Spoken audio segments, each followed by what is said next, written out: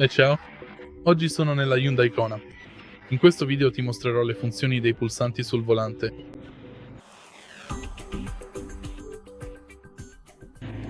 Per prima cosa diamo un'occhiata al lato sinistro del volante.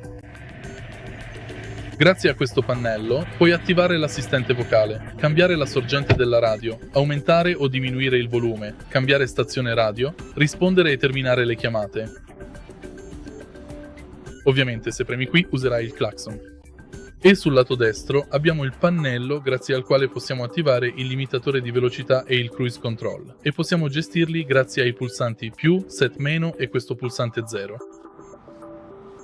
Poi se premi qui accederai al menu del quadro strumenti che puoi gestire grazie a questi 3 pulsanti. E fondamentalmente è tutto. Se hai trovato utile questo video lascia un like, un commento e iscriviti al canale.